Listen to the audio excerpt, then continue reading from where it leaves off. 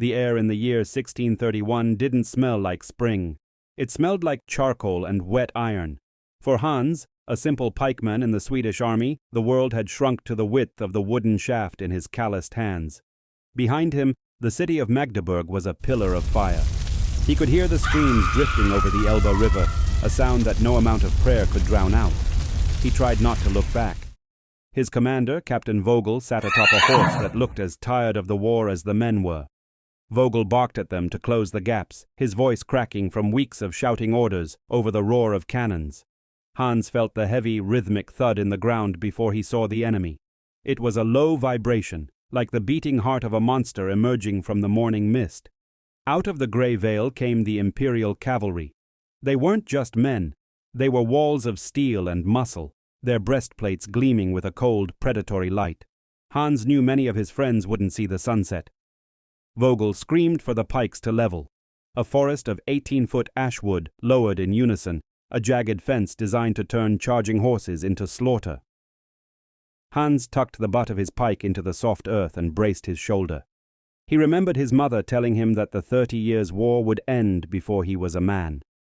He was 20 now, and he hadn't known a single day of peace since he was 7. The Great War was the only mother he truly knew.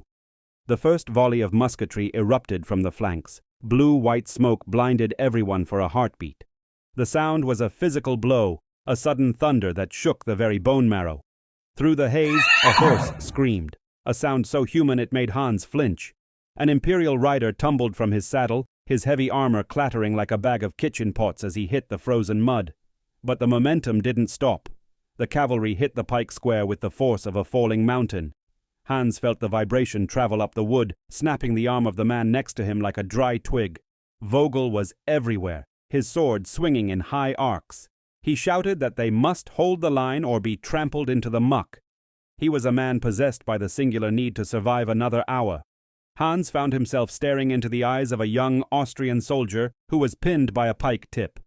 The boy couldn't have been more than 16. For a second the battle vanished, replaced by a silent understanding of shared doom. Then the pressure shifted. The cavalry pulled back, leaving a wake of broken wood and broken men. But it wasn't a retreat. It was a maneuver. The air began to whistle. "Incoming!" The shout came too late. The Imperial cannons had found their range. A heavy iron ball skipped across the ground like a stone on a pond, tearing through the Swedish ranks with indifferent cruelty. Hans was thrown backward by the concussion.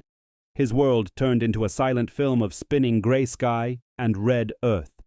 He landed hard, the air leaving his lungs in a single, painful gasp.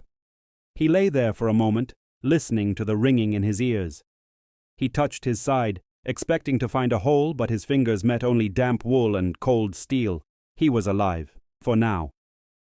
Looking up, he saw the banner of the Swedish Lion lying in the dirt. It was stained with the liquid history of a dozen nameless farm boys. He realized the line had broken. The discipline was gone.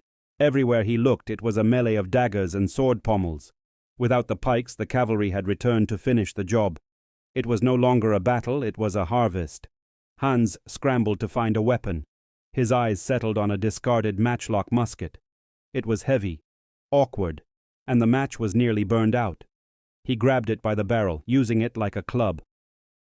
Captain Vogel appeared through the smoke, blood streaming from a wound on his temple.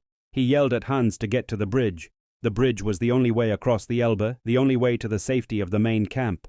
They ran. The mud tried to pull the boots off their feet with every step. Behind them, the sounds of the Imperial victory grew louder, the cheering of the mercenaries and the final pleas of the wounded. They reached the wooden bridge. It was choked with wagons and retreating soldiers, all of them frantic, all of them pushing. The air was thick with the scent of wet horses and panic. Suddenly, a group of Croat hussars burst from the tree line. Their colorful cloaks flapped like the wings of vultures. They weren't interested in the bridge. They were interested in the stragglers. Vogel turned, drawing his pistol. He told Hans to keep moving and not to look back. It wasn't an order anymore. It was a sacrifice. The captain knew the math of the war. 1 life to save 100. Hans hesitated. He watched as Vogel fired, the small puff of smoke quickly vanishing in the wind. The captain was swallowed by the wave of riders in an instant. He was gone. The madness on the bridge intensified. Someone shouted that the Imperials were setting the support beams on fire. Hans felt the wood beneath his feet groan and shift. The river below looked like black glass. He pushed through a group of crying camp followers, his heart hammering against his ribs. He had to reach the other side.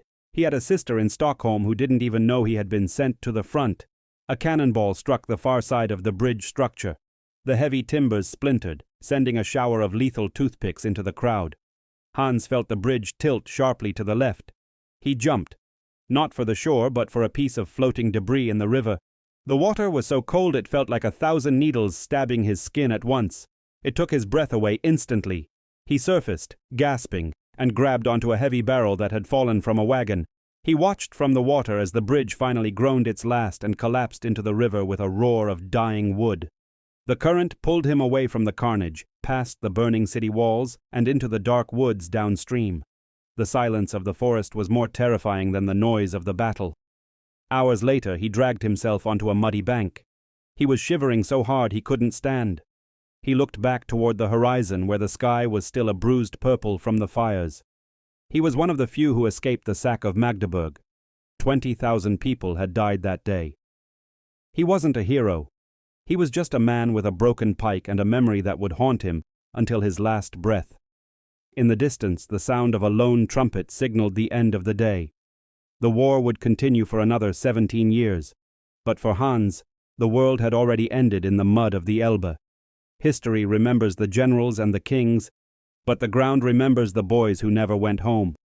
The 30 Years' War was a story written in blood that the rain never washed away.